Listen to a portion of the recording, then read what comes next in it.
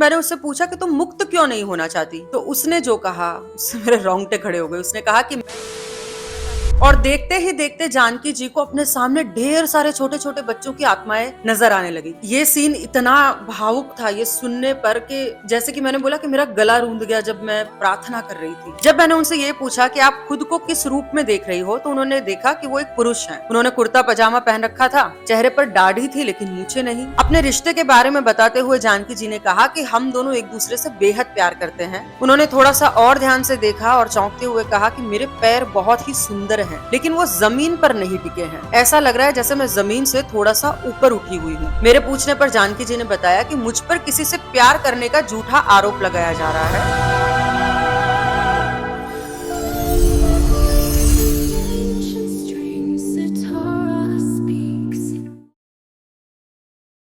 Hello, welcome to Sitara speaks.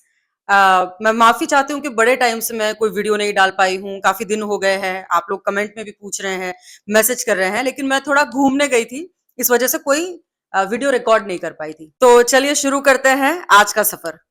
सोचिए, एक भटकती हुई आत्मा जो अपनी भलाई या मुक्ति के लिए नहीं बल्कि स्पिरिट वर्ल्ड में कुछ ऐसा कर रही थी जिसे सुनकर मैं ऑलमोस्ट रो पड़ी थी। मेरी आंख से आंसू आ गए थे, मेरा गला भर गया था।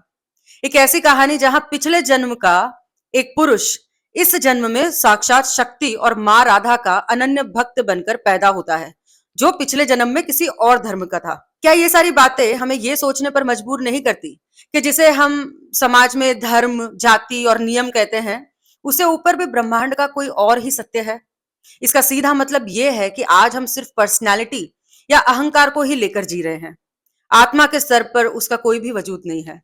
हम धर्म, लिंग, गोरा काला, जात पात और अपनी संस्कृति को लेकर कितने मजबूत और कट्टर विचार रखते हैं, लेकिन अगर हम पिछले जन्मों की परतों को खोलकर देखें तो ये पता लगेगा कि हम इस अनंत यात्रा पे न जाने कितने अनगिनत और विरोधी किरदार जो है वो निभाते हुए चले आए हैं।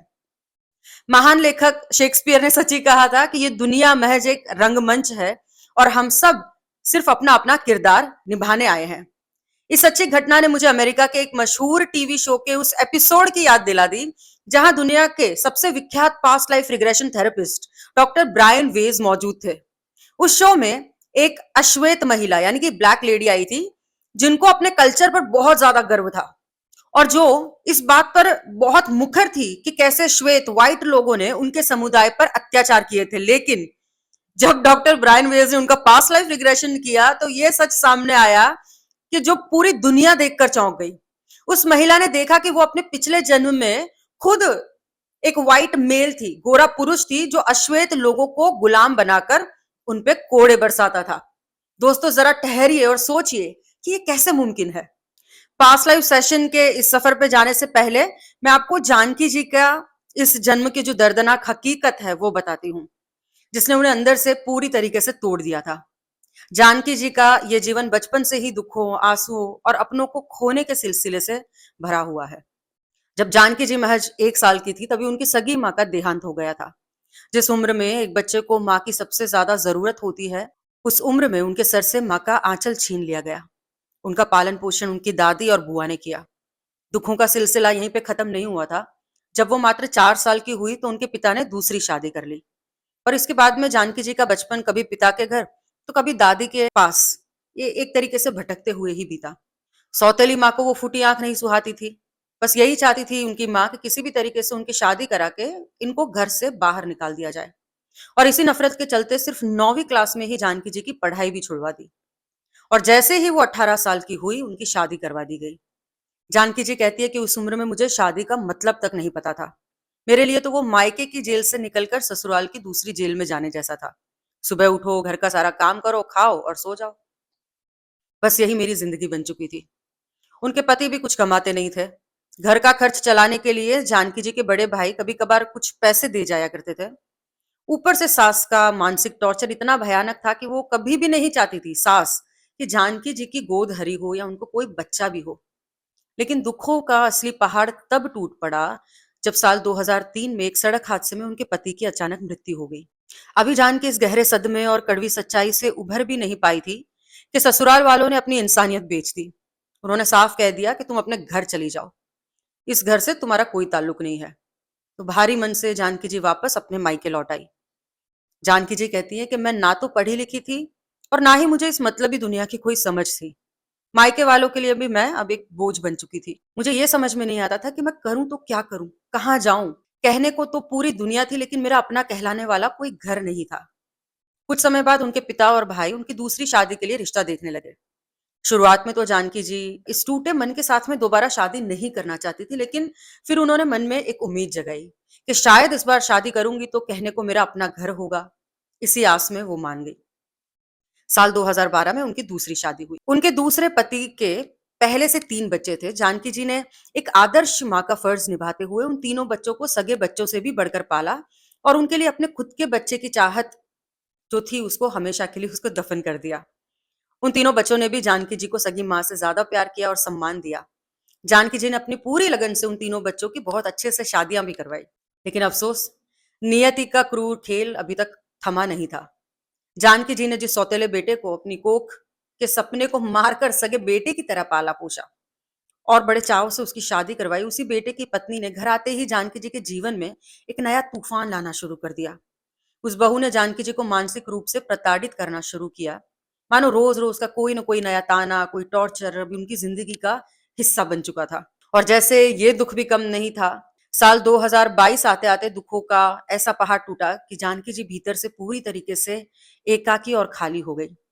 पहले जानकी जी के पिताजी की मृत्यु हो गई और अभी वो संभल भी नहीं पाए थे कि अचानक उनके सगे भाई का भी देहांत हो गया। जानकी जी मानो एकदम शून्य हो गई। पहले रहने को अपना कोई घर नहीं था और अब सर पर हाथ रखने वाली कोई अपनी बची कुची फैमिली भी नहीं थी। क्रूरता की हद तो तब हुई जब कुछ समय बाद में उनके भाई की युवा बेटी ने, यानी कि जानकी जी की सगी भतीजी ने किसी कारणवश आत्महत्या कर ली। एक के बाद एक अपनों की ही अचानक मौत और घर में रोज रोज का कलेश, इतने दुखों को अकेले झेलना अब एक साधारण इंसान के लिए नामुमकिन बनता जा रहा था। जानकी जी पूरी तरीके से डिप्रेशन और घोर अंधकार में डूब चुकी थी। और इसी कड़े संघर्ष के बीच में एक दिन जानकी जी ने पूज्य संत श्री प्रेमानंद जी महाराज के प्रवचनों को सुनना शुरू किया। महाराज जी के मुख से निकले शब्दों को उनके मरते हुए मन को दोबारा जीने की और कृष्ण भक्ति में लीन होने की एक नई उम्मीद जगाई। जानकी जी ने अपना पूरा समय नाम जाप, पूजा पाठ और गहरे ध्यान में लगाना शुरू किया और देखते ही देखते साधना के दौरान उन्हें बहुत ही गहरे और अलौकिक अनुभव होने लगे। लेकिन यहाँ भी परीक्षा बाकी थी। उनके दूसरे पति को जानकी जी का ये अत्याधिक भक्ति और वैराग्य बिल्कुल पसंद नहीं है। जानकी जी कहती है कि मेरे पति मुझसे प्यार तो करते हैं, लेकिन सिर्फ अपनी शर्तों पर। वो मुझे अपने दबाव में रखना चाहते हैं। घर के कलह और इस घुटन की वजह से कभी कभी मेरा मन करता है कि सब कुछ छोड़कर कहीं भाग जाऊं। दोस्तों, जानकी जी मेरे पास कोई कहानी सुनाने नहीं आई थी, बल्कि अपने अस्तित्व की लड़ाई लड़ते हुए इन 3 मुख्य प्रश्नों को ढूंढने आई थी। पहला सवाल ये था कि आखिर मैं इस पूरे जीवन में सच्चे प्यार और अपनी माँ की ममता के लिए इतना क्यों तरसी हूँ? क्या मेरा अपना कोई घर क्यों नहीं बन पाया? दूसरा सवाल, मेरी आध्यात्मिक उन्नति का सही मार्ग क्या है और ध्यान में होने वाले उन अनुभवों का सत्य क्या है? और तीसरा सवाल, इस धरती पर मेरे आने का, इस आत्मा का असली जीवन का उद्देश्य क्या है? इन्हीं सवालों को लेकर जब मैंने जानकी जी को बिठाया और उनका पास्ट लाइफ रिग्रेशन सेशन शुरू किया, तो हम सीधे उनकी पास्ट लाइफ में पहुंचे, जहां उनके कर्मों के गहरे राज खुले और वो बहुत इंटरेस्टिंग थे। तो सबसे पहले मैं उनको स्कैनिंग की प्रक्रिया की ओर ले गई, क्योंकि ये बात तो पहले से ही मालूम थी कि उनके परिवार में कुछ सदस्यों की जो मृत्यु है वो अचानक और अकाल हुई थी। जैसे ही हम उस स्पेस में पहुंचे, सबसे पहले जानकी जी को अपनी माँ नजर आई। वही माँ जो जानकी जी को महज 1 साल की उम्र में संसार में अकेला छोड़कर चली गई थी। इतने वर्षों बाद भी माँ का इस रूप में सामने दिखाई देना इस बात का साक्षात प्रमाण था कि वो इतने साल बीत जाने के बाद भी अभी भी इस लोक से मुक्त नहीं हो पाई है। वो यहीं पे फंसी हुई है। जब मैंने उनसे ये सवाल पूछा तो उन्होंने भी यही कहा कि हाँ, वो मुक्त नहीं हुई है। और फिर अचानक उस अद्भुत लोक में जानकी जी को अपना भाई, अपने पिता और अपने पहले पति भी नजर आने लगे। जानकी जी ने ये कहा कि उनका भाई रो रहा है, जबकि उनके पिता और पति उन्हें देखकर धीरे धीरे से मुस्कुरा रहे थे। मैंने उन सभी आत्माओं से सीधे सवाल किया कि क्या आप लोग इस लोक से, इन बंधनों से मुक्त होना चाहते हो? सभी ने हाँ कहा। और तब मैंने पूरी श्रद्धा के साथ में परमपिता भगवान शिव का आवाहन किया और उनकी दिव्य ऊर्जा से उन तीनों भटकती हुई आत्माओं को हमेशा हमेशा के लिए मुक्ति दिलवाई। इसके बाद मैंने जानकी जी को फिर से स्कैन करना शुरू किया कि कहीं कुछ और तो छूटा नहीं। इस बार उन्हें अपने सामने एक अजीब सा काला धुआं नजर आने लगा। जब उन्होंने ध्यान से देखा तो उस धुएं के बीच में उन्हें एक पुरुष की आकृति दिखाई दी।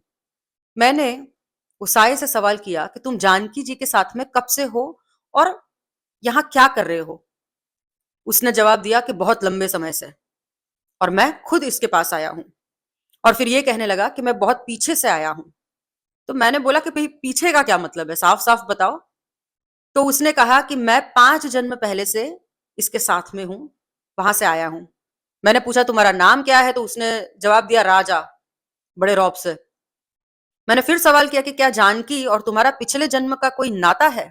क्या तुम दोनों का कोई कर्म पेंडिंग है जो रह गया है? तो उसने कहा कि हाँ, मैं कम से कम 400 सालों से इसी स्पिरिट रेल्म में भटक रहा हूँ। और उसने ये भी बोला कि इसने मुझे ठुकरा दिया था। तो मैंने उससे पूछा कि क्या तुम्हें इस भटकाव से मुक्त नहीं होना? यहाँ पे कब तक रहोगे? पहले तो उसने मुक्ति के नाम पर थोड़ी आनाकानी की, लेकिन जब मैंने उसको प्यार से और आध्यात्म के थोड़े नियम समझाए तो वो भी समझ गया और मुक्त होने के लिए तैयार हो गया। लेकिन अभी तक यहाँ पर वो आत्मा नहीं आई थी जिसके आने का मुझे पूरा यकीन था। वो आत्मा थी जानकी जी की भतीजी, जिसने कुछ समय पहले खुदकुशी कर ली थी। जब वो दिखाई नहीं दे रही थी तो मैंने एक बार फिर से जानकी जी की ऊर्जा को स्कैन करना शुरू किया। तभी अचानक जानकी जी को अपने शरीर में एक हल्की सी वाइब्रेशन फील होने लगी। जैसे ही जानकी जी ने फिर से देखा, उन्होंने मुझसे कहा कि ये मुझे देखकर हंस रही है। उनको अपनी भतीजी दिखाई दे रही थी। मैंने बोला ऐसा क्यों? तो जानकी जी ने कहा कि वो मुझे देखकर खुश है, शायद इसलिए। चूंकि मैं उनके परिवार के हालातों को जानती थी तो मैंने उस आत्मा से सीधे पूछा कि तुम्हारा भाई जो है तुम्हारी माँ से इतना नाराज क्यों रहता है? तो उसने उदास होकर जवाब दिया कि मेरी वजह से, मेरी मौत की वजह से। मैंने अगला सवाल किया कि तुम कहाँ रहती हो, इस घर के अंदर या बाहर?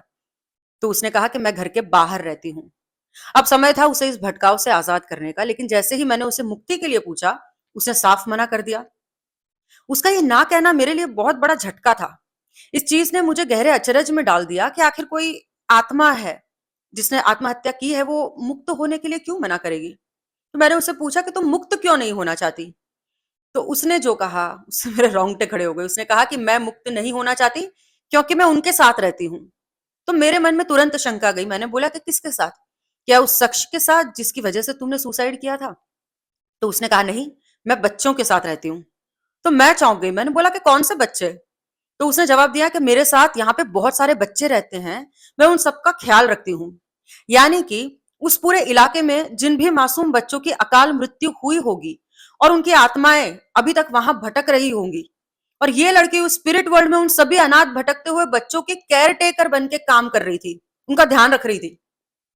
ये सुनकर मेरी आंखें भर आई। मैंने उससे कहा कि तुम सब इस अवस्था से परेशान हो, और सच कहूं तो मैंने आज तक अपने करियर में ऐसा कभी भी नहीं देखा था कि कोई मरने के बाद भी इस तरीके से दूसरों की सेवा का काम कर सकता है।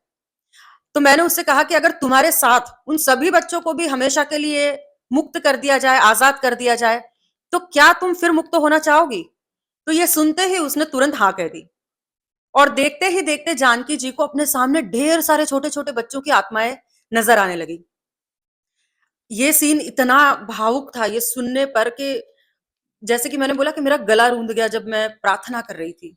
तो हमने फिर से पूरी विधि के साथ में उन सभी मासूम बच्चों को और उस नेक आत्मा को वहां से सम्मान पूर्वक मुक्त करवाया। अब इस पूरी गहन प्रक्रिया के बाद में जानकी जी की एनर्जी स्पेस जो था वो एकदम साफ और शांत हो गया था। अब समय था उनके पिछले जन्मों के सफर पे निकलने का। जैसे ही हम उनके पिछले जीवन की ओर बढ़े, जानकी जी को अपने स्पिरिट गाइड के रूप में साक्षात राधा जी नजर आई।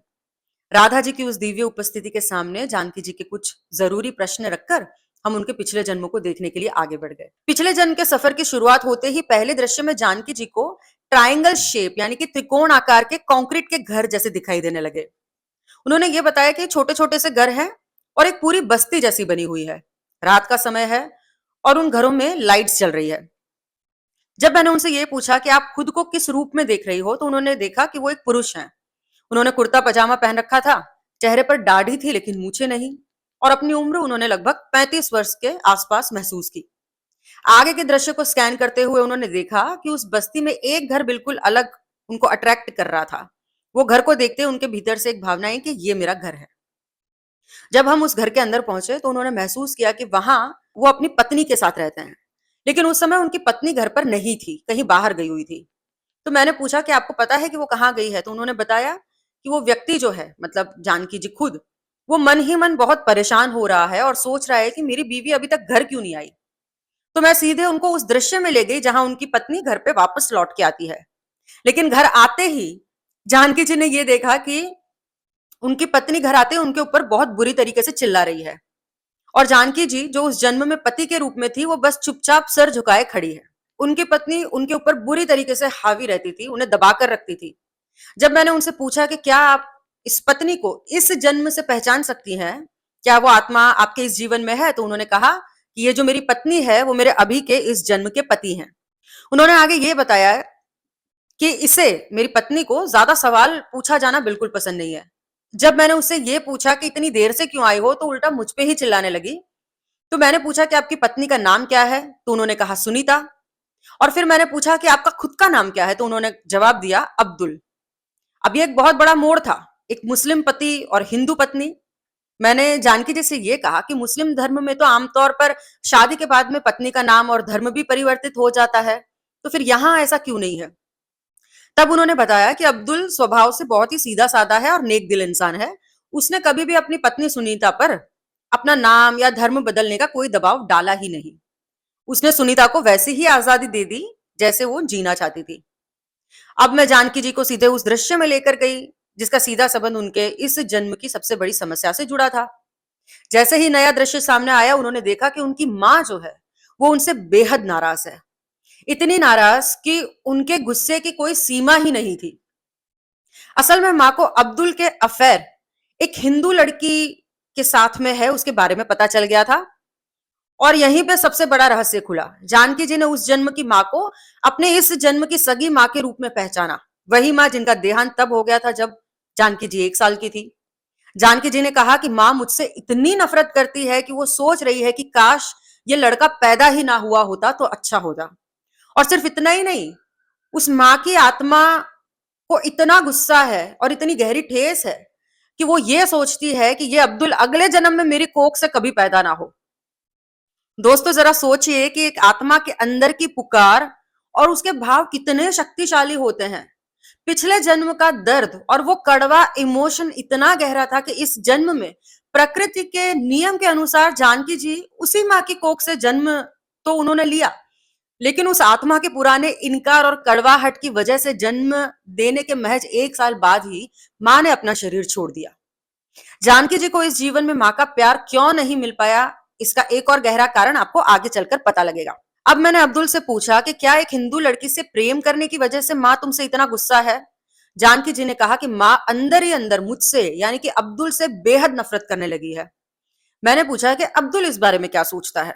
क्या उसे माँ के इस दर्द का अंदाजा है? तो जानकी जी ने कहा कि अब्दुल को कोई फर्क नहीं पड़ता। अब्दुल ज्यादा गहराई से सोचता ही नहीं है। उसे इस बात का कतई एहसास नहीं है कि माँ उससे इतनी नफरत करने लगी है। उसने माँ की भावनाओं को कितनी गहरी ठेस पहुंचाई है, वो इस बारे में विचार तक नहीं कर रहा। किसी भी चीज या इमोशंस को वो गंभीरता से नहीं लेता था, बस अपनी ही धुन और ख्यालों में रहता था। उसे लगता है कि माँ आज नहीं तो कल मान ही जाएगी, ये कोई बड़ी बात नहीं है। अब मैंने कहा कि चलो अब सीधे उस दृश्य में पहुंचते हैं जहां अब्दुल ने उस हिंदू लड़की सुनीता से शादी कर ली है। एक नया दृश्य सामने आते ही उन्होंने देखा कि अब्दुल की माँ कोने में बैठी बहुत बुरी तरीके से रो रही है। उनकी आत्मा मानो तड़प रही है और वो मन ही मन कह रही है कि मैं तुझे इस जन्म में क्या, किसी भी जन्म में कभी माफ नहीं करूंगी। माँ के इस भयानक दर्द को देखकर अब जाकर अब्दुल के भीतर ये चेतना जागी और उसने ये सोचा कि माँ शायद सच में बहुत ज्यादा नाखुश है। मैंने जानकी जी से पूछा कि पहले दृश्य में हमने अब्दुल को अपनी पत्नी के साथ एक अलग घर में देखा था, तो क्या इसका मतलब ये है कि उनकी माँ उनके साथ नहीं रहती? उनने कहा कि हाँ, अब्दुल माँ को अकेला छोड़कर खुद अपनी पत्नी के साथ उस नए घर में रहने चला गया था। माँ का घर तो एकदम टूटा फूटा और बदहाल सा था। मैंने पूछा कि क्या अब्दुल ने एक बार भी नहीं सोचा कि उसके जाने के बाद उसकी बूढ़ी माँ का क्या होगा? जानकी जी ने कहा कि नहीं, ऐसा कुछ नहीं हुआ। वो बस तड़पती और रोती रही और माँ को वो ऐसे ही छोड़कर चला गया। लेकिन कर्मों का खेल देखिए कि जिस लड़की के लिए उसने अपनी सगी माँ को छोड़ा था, वो लड़की भी उसके लिए सही साबित नहीं हुई। उसने पूरी जिंदगी अब्दुल को दबा कर रखा और उसके ऊपर हुक्म चलाती रही। इसके बाद मैंने जानकी जी को अब्दुल के जीवन में और भी आगे के दृश्य में जाने के लिए कहा, तो उन्होंने देखा कि अब अब्दुल की काफी उम्र हो चुकी है, वो बूढ़ा हो चला है। जानकी जी ने उस बुढ़ापे के दृश्य का वर्णन करते हुए कहा कि मैं और मेरी बीवी चुपचाप बैठे हुए हैं। हमारे कोई बच्चे नहीं है। हम दोनों के बीच कोई प्रेम या अपनापन नहीं है। बस एक समझौता है।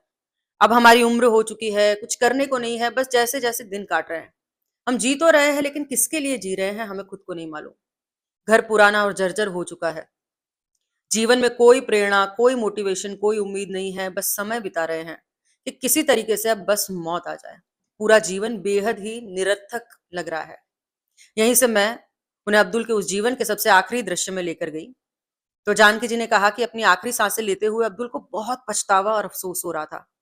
वो ये सोच रहा था कि अगर मैं दूसरों के लिए कुछ नहीं कर पाया तो कम से कम अपने लिए तो कुछ कर लेता।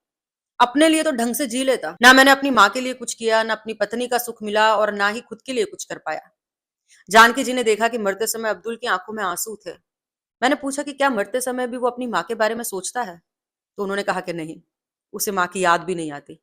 उसे बस अपने व्यर्थ चले गए जीवन के बारे में सोचकर गहरा अफसोस हो रहा है कि पूरी जिंदगी बस ऐसे ही बर्बाद हो गई। जैसे ही अब्दुल की आत्मा ने शरीर छोड़ा, जानकी जी ने एक और हैरान कर देने वाली बात बताई। उन्होंने कहा कि शरीर छोड़ने के बाद आत्मा अपने मृत शरीर को देखकर बहुत दुखी है। वो सोच रही है कि ये शरीर उसने बाय मिस्टेक ले लिया था। तो मैंने अचरज से पूछा कि बाय मिस्टेक मतलब कैसे? गलती से कैसे? तो जानकी जी ने समझाया है कि कभी-कभी हम दुकान में कोई गलत कपड़े खरीद लेते हैं और घर आने पर जब अफसोस होता है कि ये मैंने क्या खरीद लिया, ठीक वैसी ही भावना उस आत्मा को आ रही है। उसे लग रहा है कि उसने एक गलत आवरण, एक गलत शरीर चुन लिया, जिसकी वजह से इस जन्म में सुधरने के बदले और भी नए कर्म क्रिएट हो गए। उन्होंने आगे कहा कि अब्दुल के इन्हीं अधूरे और भटके हुए कर्मों के कारण आज जानकी का ये जीवन निर्मित हुआ है। लेकिन अभी भी जानकी जी के जीवन के कुछ सबसे बड़े सवालों के जवाब मिलने बाकी थे। जैसे कि वो इतनी कम उम्र में विधवा क्यों हो गई?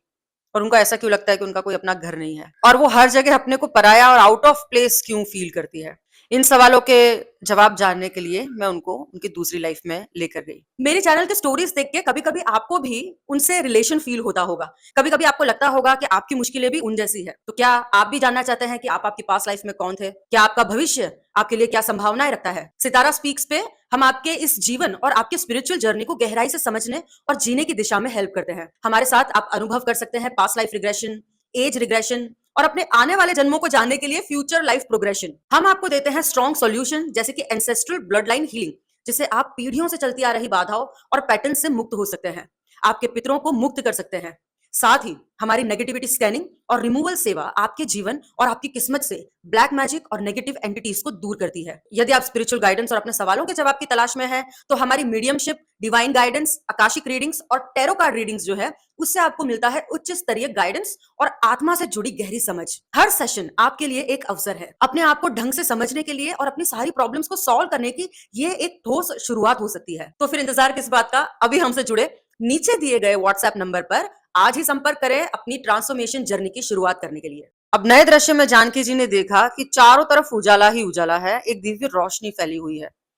उन्होंने थोड़ा सा और ध्यान से देखा और चौंकते हुए कहा कि मेरे पैर बहुत ही सुंदर हैं, लेकिन वो जमीन पर नहीं टिके हैं। ऐसा लग रहा है जैसे मैं जमीन से थोड़ा सा ऊपर उठी हुई हूँ। मैंने उन्हें अपने आसपास के वातावरण को देखने के लिए कहा और उन्होंने कहा कि सब कुछ बेहद हरा भरा और अलौकिक सा है। बड़े बड़े खूबसूरत पेड़ हैं, लेकिन ये जगह किसी जंगल जैसी नहीं बल्कि देवताओं के किसी बेहद खूबसूरत अनंत और विशाल बागीचे जैसी है। मैंने उनसे पूछा कि ध्यान से देखिए कि आप वहां पर चल रही हैं या तैर फ्लोट कर रही हैं? तो उन्होंने जवाब दिया कि मैं उड़ सकती हूँ, मैं हवा में तैर रही हूँ।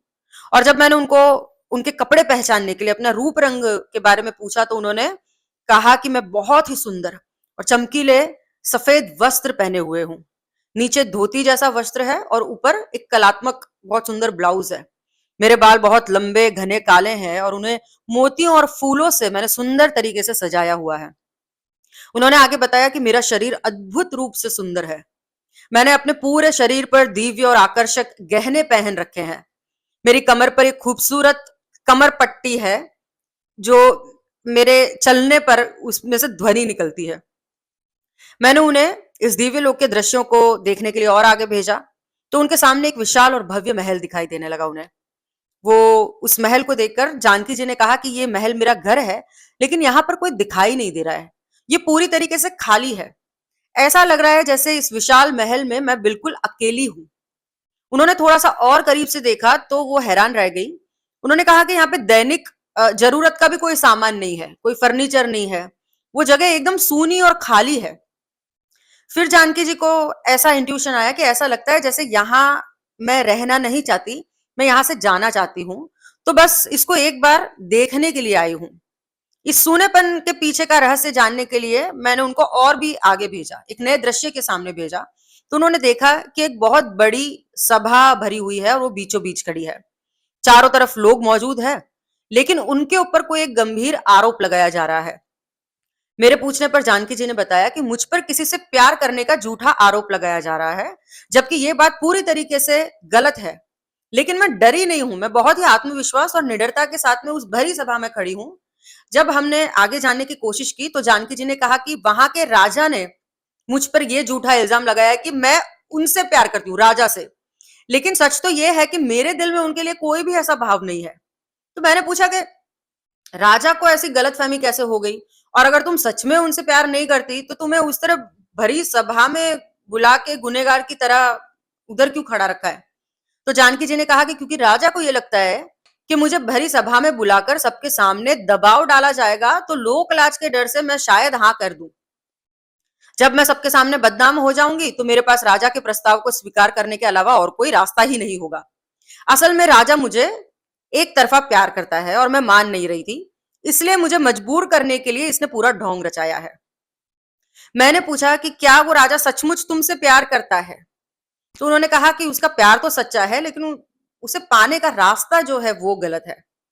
फिर मैंने उनसे पूछा कि आखिर तुम हो कौन? क्या तुम इसी महल में रहती हो? तो जानकी जी ने कहा कि नहीं, मैं इस महल में नहीं रहती, मैं तो यहाँ की बस एक साधारण नागरिक हूँ। तो मैंने पूछा फिर राजा ने तुम्हें कब और कैसे देखा जो वो तुम्हारे पीछे पड़ गया?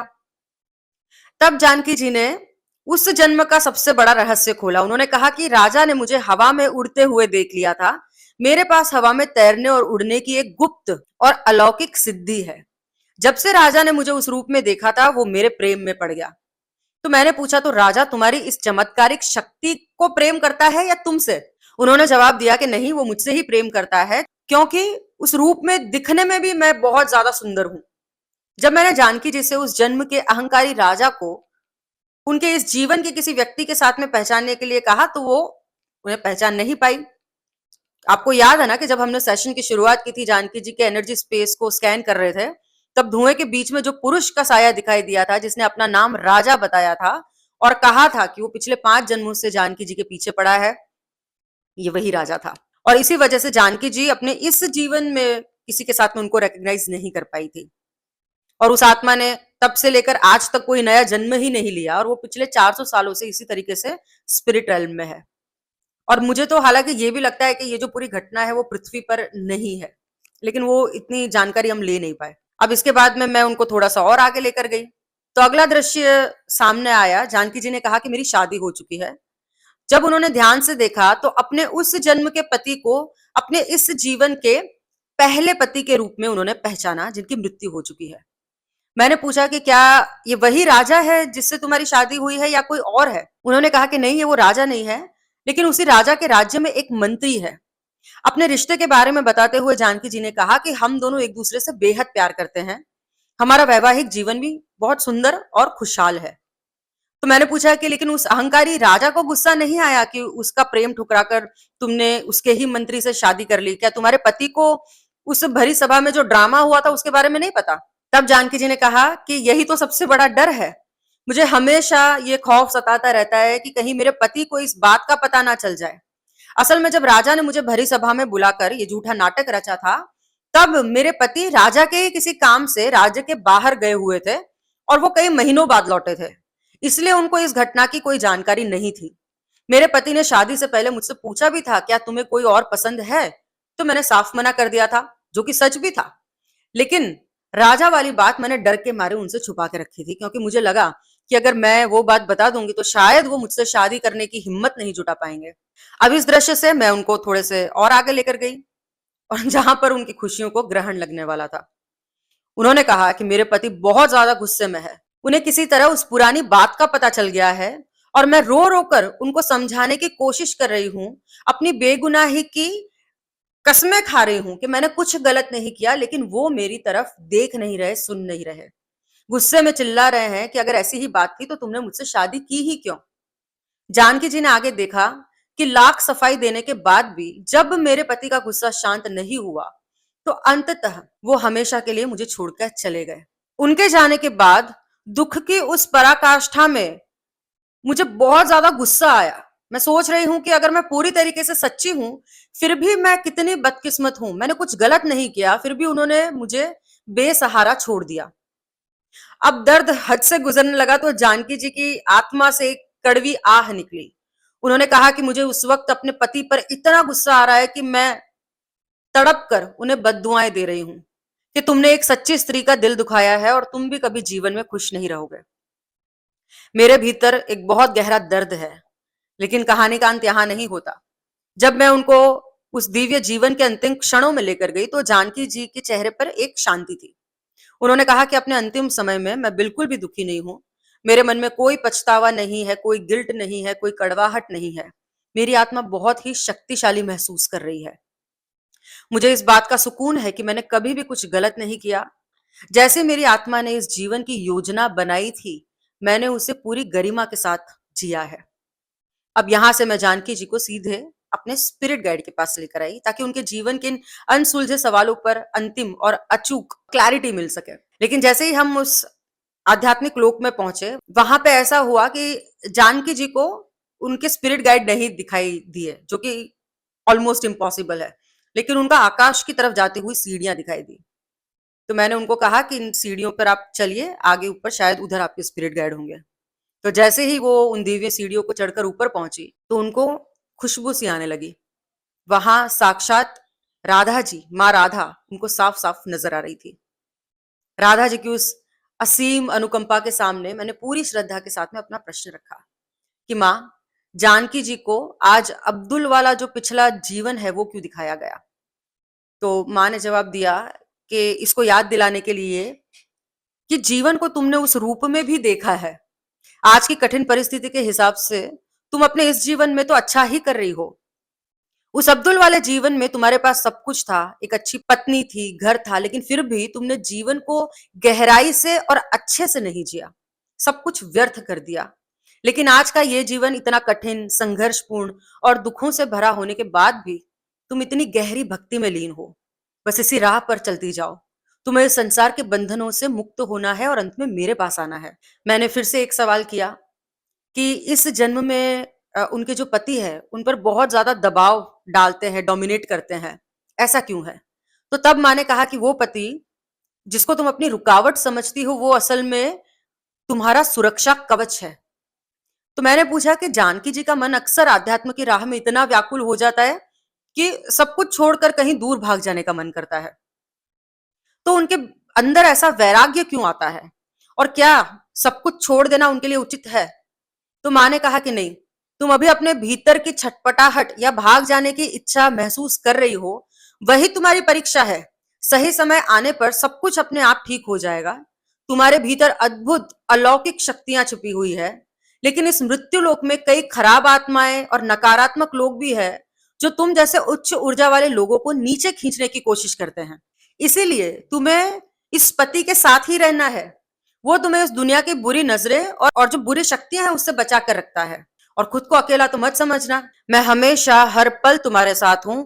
इसीलिए तुम इतनी मुश्किलों के बाद भी कभी कमजोर नहीं पड़ती। तुम्हें इस जीवन को सामान्य नहीं बल्कि उच्च कोटि का बनाना है। मैंने पूछा कि माँ, एक जन्म में जानकी जी हवा में उड़ रही थी, उनके पास ये चमत्कारिक शक्ति और सिद्धि कहाँ से आई? तो माँ ने जवाब दिया कि वो कोई जादुई चमत्कार नहीं था। वो शक्तियां जानकी जी ने कई जन्मों की कठिन तपस्या के बाद में अपने भीतर अर्जित की है। समय आने पर इस जन्म में भी उन्हें वो दिव्य शक्तियां दोबारा सौंप दी जाएगी, लेकिन याद रहे, तुम्हें इसके बारे में किसी को बताना नहीं है। इसे दुनिया की नजरों से छिपा कर रखना है। तुम्हारी शक्तियों का उद्देश्य केवल और केवल लोक कल्याण और जीव मात्र का उद्धार करना है। इसे समाज में प्रदर्शन के लिए इस्तेमाल नहीं करना। मैंने पूछा कि माँ, वो इन गुप्त शक्तियों से लोगों की मदद किस प्रकार कर पाएंगी? तो माँ ने कहा कि तुम भविष्य में बहुत से भटके हुए लोगों का उद्धार करोगी। तुम्हारे भीतर ध्यान की जो अगाध शक्ति है, आगे चलकर तुम्हें जन जन तक पहुंचना है। आध्यात्म का नियम कहता है कि सिर्फ हम अकेले तर जाएं, ऐसा भाव नहीं होना चाहिए, बल्कि हम सब मिलकर ऊपर उठें। यही सच्ची सेवा है। जब मैंने जानकी जी के आध्यात्मिक उन्नति का मार्ग पूछा तो माँ ने कहा कि केवल नाम जाप करो, तुम्हारी चिंता तुम्हें जितनी है उससे कहीं ज्यादा मुझे है।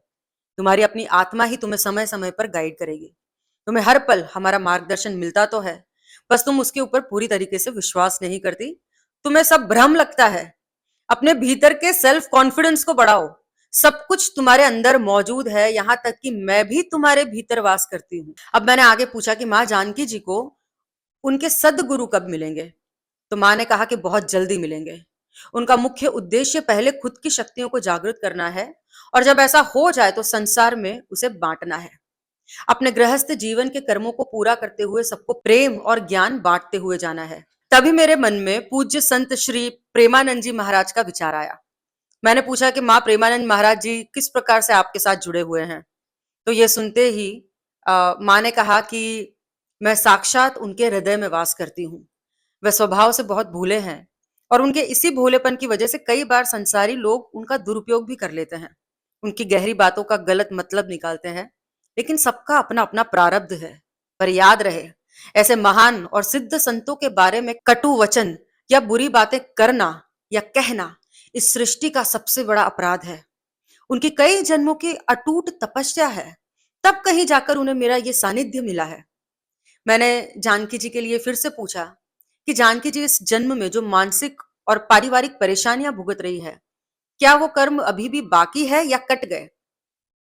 तो माँ ने सांत्वना देते हुए कहा कि बस ये कर्म अब पूरी तरीके से कटने ही वाले हैं, बस इनका अंतिम समय चल रहा है। अंत में मैंने ये प्रश्न पूछा कि माँ जानकी जी का आपके साथ इतना गहरा और अटूट कनेक्शन कैसे है? तो माँ ने कहा क्योंकि तुम मूल रूप से मेरे ही लोक की हो, तुम मेरे पास की ही हो। तुम्हारे भीतर कुछ कमियां रह गई थी, इसलिए तुम्हें कुछ समय के लिए इस पृथ्वी लोक पर भेजा गया था। तो मैंने पूछा कि कौन सी कमियां?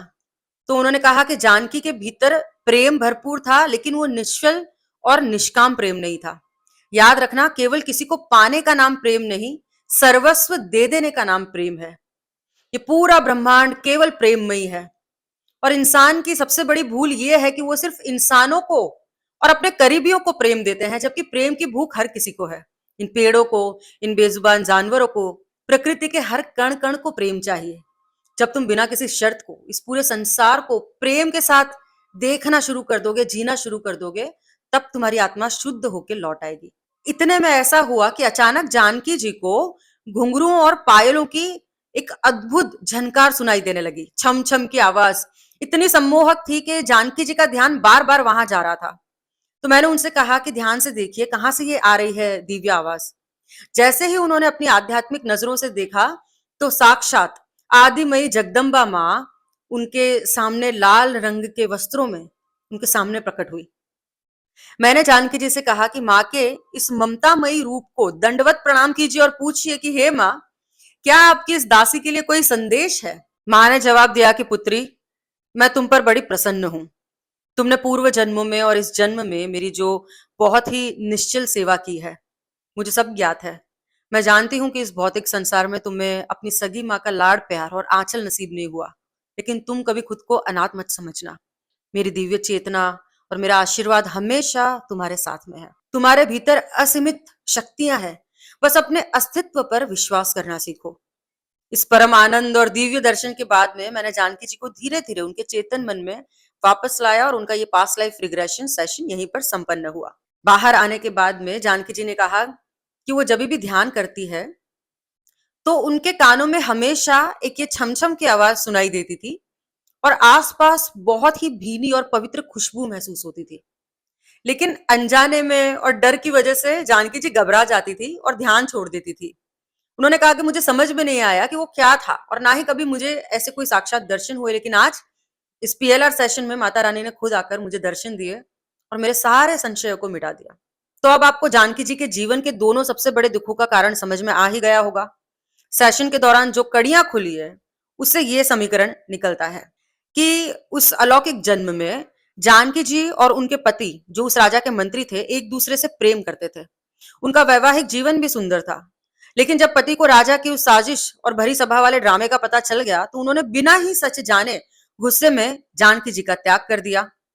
उस समय वो सच्ची होने के बावजूद भी जब जानकी जी को छोड़ा गया तो वो गहरे दुख में और क्रोध में आकर उन्होंने अपने पति को तड़प कर बद्दुआ दी थी कि तुमने एक सच्ची स्त्री का दिल दुखाया है और तुम कभी भी जीवन में खुश नहीं रहोगे। जब कोई आत्मा किसी को गहरे दुख में बद्दुआ देती है या जब दो बेहद प्यार करने वाले लोग बिना किसी ठोस वजह के गलतफहमी के कारण अलग होते हैं तो एक कार्मिक ऋण पैदा होता है। इस जन्म में वही मंत्री की आत्मा जानकी जी के पहले पति बनकर आई। दोनों के बीच में फिर से वही पुराना प्रेम पनपा, लेकिन क्योंकि पिछले जन्म का कर्म अधूरा था और उस जन्म में उन्होंने जानकी जी को बीच राह में छोड़ा था, इसलिए इस जन्म में प्रकृति के न्याय ने उन्हें कम उम्र में ही छीन लिया। इसे हम कर्मों का हिसाब बराबर होना भी कह सकते हैं। पिछले जन्म में उन्होंने जानकी जी का साथ छोड़ा था और इस जन्म में नियति ने उन्हें जानकी जी से खुद दूर कर दिया। लेकिन यहाँ पे एक और एंगल है। एक तरफा प्यार करने वाला राजा पिछले 400 सालों से स्पिरिट रेल्म में भटक रहा था और उसने नया जन्म नहीं लिया था। सूक्ष्म जगत पर यह पूरी तरीके से संभव है कि उस राजा की भटकती हुई ईर्ष्यालु आत्मा ने भी जानकी जी के पहले पति की ऊर्जा को किसी भी तरीके से नुकसान पहुंचाया हो या उनके जीवन में रुकावट पैदा की हो, क्योंकि वो राजा उस जन्म में भी उन दोनों के प्रेम से जलता था और इस जन्म में भी जानकी जी के पास किसी और को शायद वो बर्दाश्त नहीं कर पा रहा था। अब अब्दुल वाले जीवन में जब अब्दुल ने मां की मर्जी के खिलाफ जाकर सुनीता से शादी तो की, तो मां को इतनी गहरी मानसिक ठेस पहुंची कि वो कोने में बैठकर रोती थी। उस असहनीय दुख और गुस्से में आकर मां की आत्मा ने ब्रह्मांड में एक बहुत कड़ा संकल्प और इच्छा जताई कि मैं तुझे इस जन्म में क्या किसी और जन्म में भी माफ नहीं करूंगी और तू अगले जन्म में मेरी कोख से कभी पैदा ही ना हो। आत्मा के स्तर पर लिया गया यह संकल्प इतना शक्तिशाली था कि इस जन्म में प्रकृति ने जानकी जी को उसी मां की कोख से जन्म तो दिलाया, लेकिन उस आत्मा की पुरानी कड़वाहट और इनकार के कारण जन्म देने के महज 1 साल में ही मां ने अपना शरीर छोड़ दिया। पिछले जन्म में मां के जीवित रहते हुए भी अब्दुल ने उनका परित्याग किया था, जिससे मां को संतान के सुख से वंचित रहना पड़ा था। और इस जन्म में कर्म का वही पहिया घूमकर वापस आया कि पिछले जीवन में अब्दुल ने जो अपनी मां को दर्द दिया था, इस जन्म में जानकी बनकर उनको वही दर्द भुगतना पड़ा। उन्हें बचपन से ही मां के सुख, उनके आंचल और ममता से वंचित होना पड़ा। यानी कि पिछले जन्म में बेटे ने मां को छोड़ा था और इस जन्म में नियति ने मां के हाथों बेटी को छुड़वा दिया। आज हम अपने आसपास देखते हैं कि कई बच्चे अपने माता पिता के साथ में दुर्व्यवहार करते हैं, उन्हें बात बात पर झटक देते हैं, अकेलेपन में छोड़ देते हैं। तो आप खुद सोचिए कि उनके दिल पर कितनी गहरी चोट पहुंचती होगी और इन कर्मों का हिसाब न जाने अगले जन्मों में हमें किस रूप में भुगतना पड़े। और इससे भी बड़ी और व्यवहारिक बात यह है कि आज आप अपने माता पिता के साथ में जैसा व्यवहार कर रहे हैं, ये याद रखिएगा कि आपके अपने बच्चे भी आपको देख रहे हैं। आप खुद से पूछिए कि आप अपने हाथों से अपना भविष्य कैसा लिख रहे हैं। वो बच्चा जो बचपन में अपने माता पिता को, अपने दादा दादी या नाना नानी की कदर ना करते हुए, उनका डिसरिस्पेक्ट करते हुए देखकर बड़ा हो रहा है, वो आगे चलकर अपने माता पिता का सम्मान कैसे करेगा। इसलिए जीवन के इस मार्ग पर बहुत संभल कर और ध्यान से चलिए। माता पिता की सेवा ही सबसे बड़ा अध्यात्म है। इस कहानी का दूसरा सबसे खूबसूरत और प्रेरणादायक पहलू यह है कि जीवन में इतनी भयानक दुखों और चुनौतियों के बाद भी जानकी जी ने ईश्वर से अपना विश्वास कभी नहीं हटाया। उन्होंने हर परिस्थिति का डटकर सामना किया और खुद को भी पूरी तरीके से माता रानी के चरणों में समर्पित कर दिया। और इसी अटूट भक्ति का यह परिणाम है कि आज उनके जीवन में सारे नकारात्मक कर्मों का खाता हमेशा के लिए बस अब खत्म होने की कगार पर है। इस बात को अपने दिल में हमेशा के लिए बांध लीजिए कि जब हम अपने सबसे बुरे वक्त में भी सत्कर्म करते हैं और ईश्वर पे विश्वास नहीं खोते हैं, तो विधाता हमारी मदद करने के लिए खुद हमारे साथ खड़े होते हैं। इसी के साथ में आज की ये स्टोरी खत्म करती हूँ। बने रहिए सितारा स्पीक्स के साथ में।